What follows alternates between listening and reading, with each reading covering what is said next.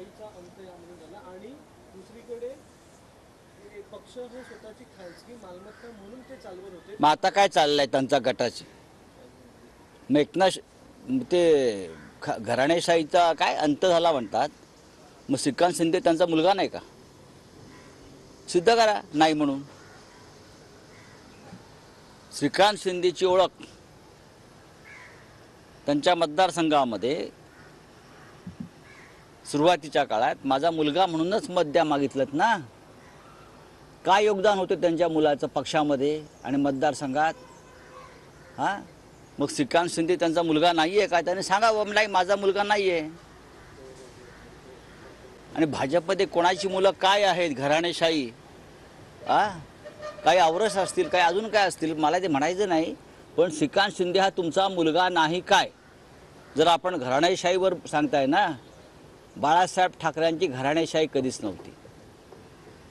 शरद पवारांची घराणेशाही कधीच नव्हती.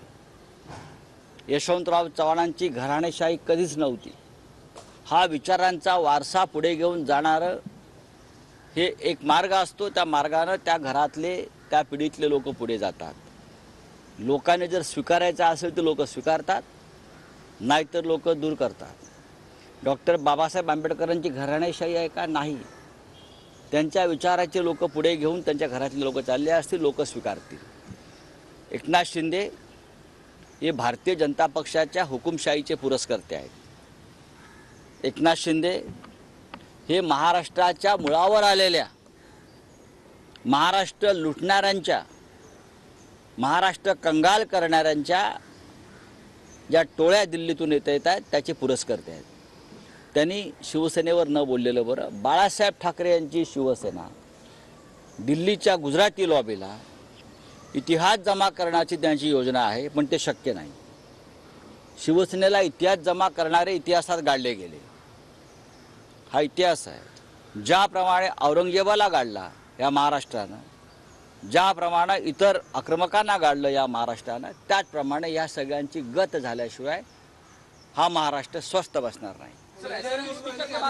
मराठी पुरा होऊ दे. येणाऱ्या निवडणुकांमध्ये आता आपण सुप्रीम कोर्टात जाणारच आहात, पण तोपर्यंत जर निवडणुका लागल्या तर कशा प्रकारे आपण सामोरं जाणार किंवा काय पर्याय आहे? आमच्याकडे आम्ही पर्यायाचे विचार करत नाही बरं का. जर तुम्ही दरोडेखोरी करून, चोऱ्यामाऱ्या करून या महाराष्ट्राला लुटणार असाल, महाराष्ट्र लुटण्यासाठी शिवसेनेवर हल्ले करणार असाल, तर त्या हल्ल्यातून आणि आघातातून शिवसेना उभी राहील.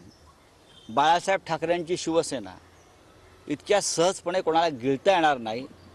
आणि जे आज गिळाला उभे टाकलेले आहेत त्यांची अवकात काय आहे? या शिवसेनेनं त्यांना मोठं केलं आहे बाळासाहेब ठाकरेंच्या आणि या मातोश्रीनं. तुम्ही डरपोक आहात, तुम्ही घाबरून पक्ष सोडलेला आहात, हे आधी मान्य करा. तुमच्यामध्ये हिंमत असती, तुम्ही मर्द असतात, तर ज्या पद्धतीनं महाराष्ट्राची लूट सुरू आहे त्या लुटीविरुद्ध एक शब्द आपण बोलू शकला नाही.